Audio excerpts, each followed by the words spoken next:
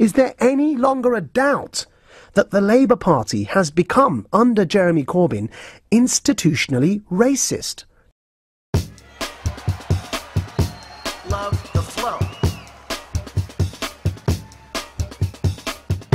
69. Now it's time for new, believable people, and we must do it. If we don't control insiders, this will be over and over.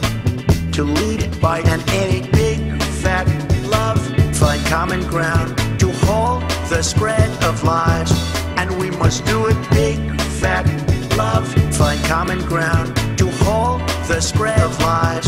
The Nazis also believed in the centralized state. Sort of the fascists in Italy. Mussolini said everything is in the state and nothing outside the state. What Mussolini means is that the state is like a single organism and each individual is a tiny cell. So our only value is what we contribute to the larger collective. Whether they're from the Labour Party or whether they're from the Democrats, it's the same thing, totally same thing. And it's only since 2018, or the start of 2018, that both parties have decided to show their true colours. A local Labour Party branch refused to pass a motion condemning the anti-Semitic attack on a synagogue in Peterborough that left 11 people dead, according to a party activist. Now I guess you'd ask yourself a question, why would they even want to try and do this? Well, if you knew that you was a bigot or a racist, you wouldn't want to blare it out really, would you? You wouldn't want other people, your voters, to realise that you are a racist, that you are anti-Semitic. So you need to keep it as quiet as possible. This is just one part of it, Stockton-on-Tees. But this has been growing and growing ever since Jeremy Corbyn's been come in power. Just imagine this for a moment. Imagine a thought experiment, if you will. Imagine a motion was put towards, let's say, UKIP's annual conference.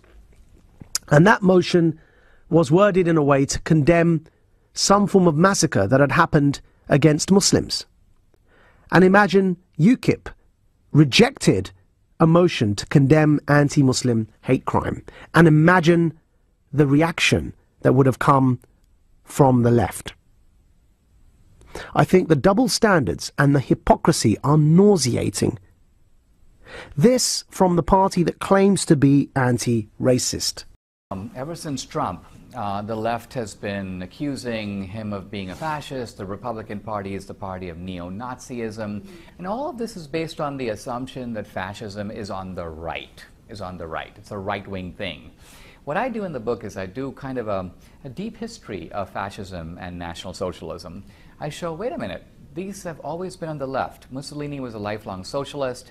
Hitler's party was called the National Socialist Party. And so what the left is doing is they're trying to take the socialism out of National Socialism, trying to blame Trump for something that he's manifestly not. So to put it into the simplest terms, the left have blinded us, put something over our heads, put it into our education system to believe that it's the right that have always been the nasty ones. Hitler was on the right. Well, actually, when you think of it logically, National Socialists, that is what Jeremy Corbyn is. He's a National Socialist. He believes in socialist values.